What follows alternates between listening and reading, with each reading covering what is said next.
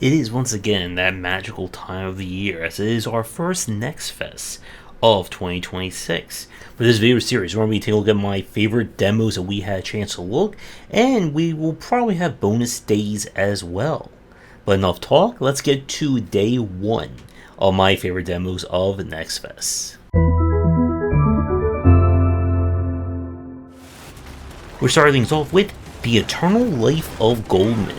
This is a Metroidvania platformer using hand-drawn animation, and my goodness, just look at this as we're starting up.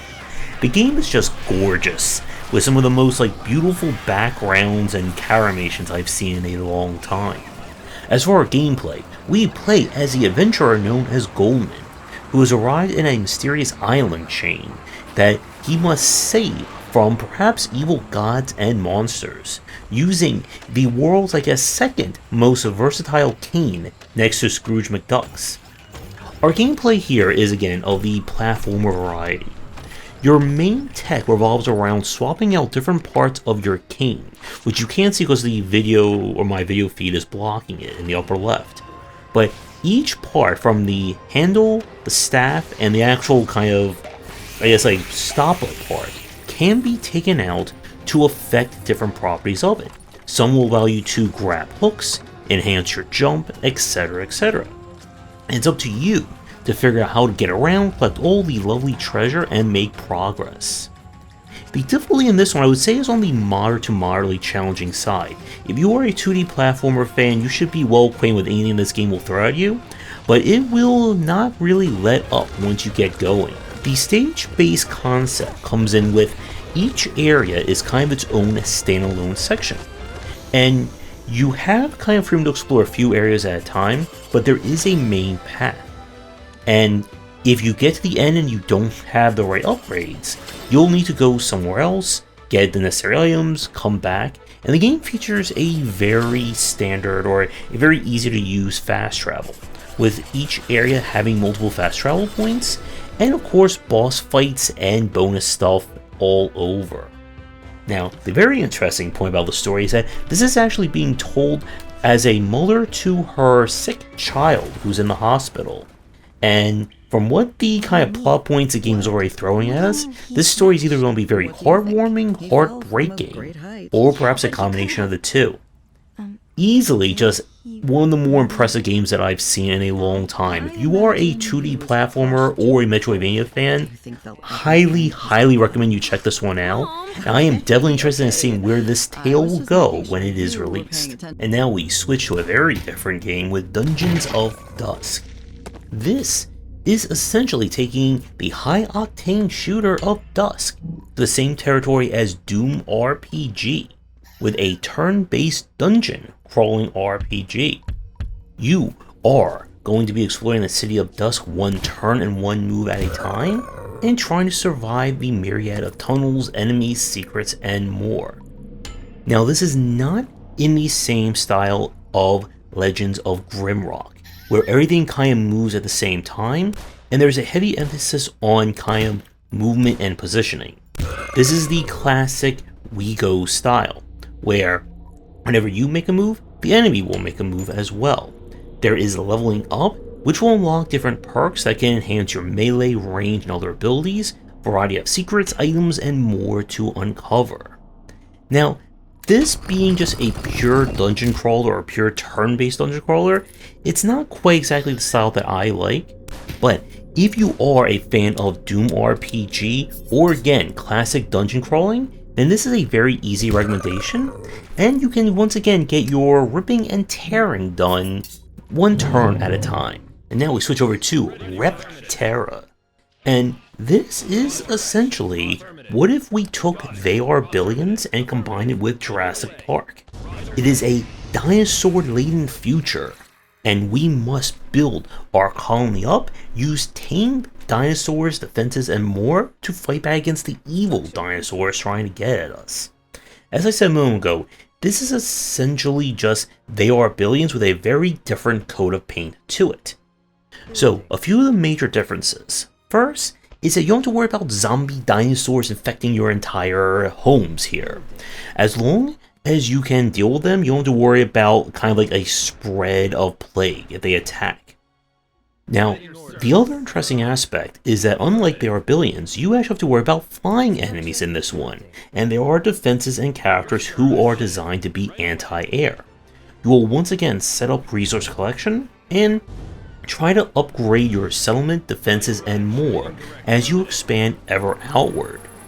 As an interesting touch, the game definitely feels more, I guess, like RTS style than they are billions. Reminds me a little bit of like Red Alert or Red Alert 2. Characters will have different special abilities, and you can also set up certain dinosaurs that your humans can ride on them in order to give them enhanced functions.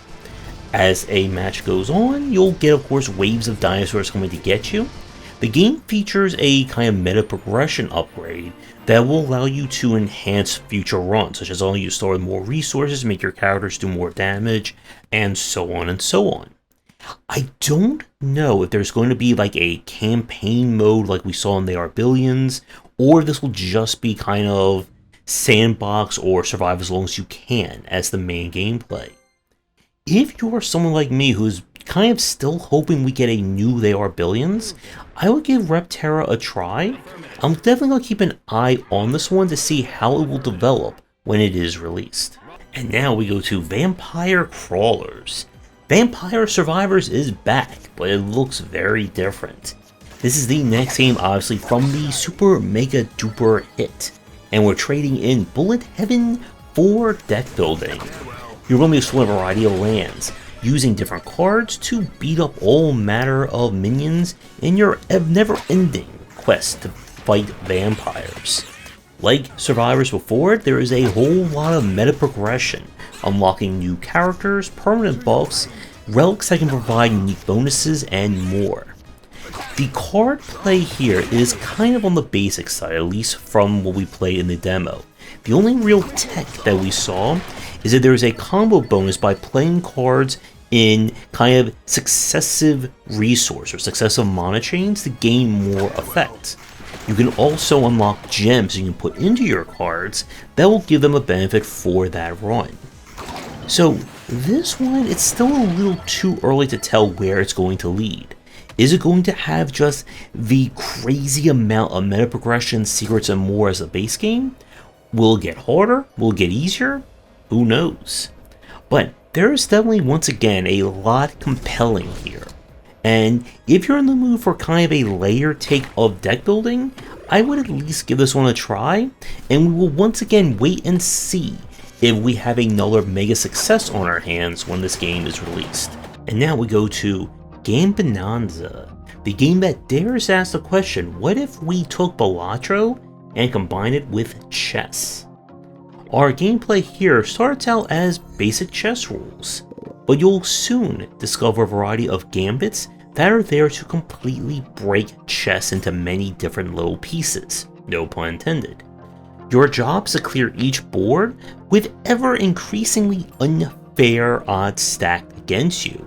There are boss fights, elite pieces, and more. As you play, you'll be having to challenge yourself in terms of creating the perfect build based on what gambits you find and what pieces you have access to. And much like with Balatro, just playing chess is not going to be enough here, because you're just going to be outnumbered and outpieced very quickly. It's going to be very interesting to see if we can have another game have that same level of success as Balatro. I will say from playing this one, it doesn't have that same kind of, I guess, like pick up and play feel, as chess is a little harder, I guess, to wrap your head around, especially when you start breaking the rules compared to poker. But if you are a fan of Balatro's style of just escalation and run-breaking abilities and builds, I would definitely give this one a try.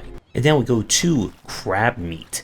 This is a short form horror, as you are a crab fisherman in kind of dystopian Australia, where you have been sentenced to earn your keep over 7 days or die trying. Also, there's giant man-eating crabs that are all around you. Our gameplay is that you'll explore the seas, trying to set up your pots, and collect the crabs. Make sure you collect the right crabs and put them in your tank. If you are invaded, you must defend your ship with your life. And it's just all about that.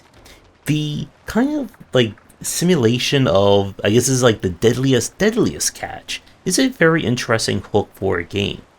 The one issue that I have with this game is that I just don't like the movement. You see, despite the view, I'm not moving this WAS style. Instead, I have to click on the ground to move myself in a general direction. It's very clunky to get around, and it's also very easy to miss like an essential path or something you're supposed to go. And if this could become more of a real-time crab horror simulator, I think there could be something worth fishing up in the future.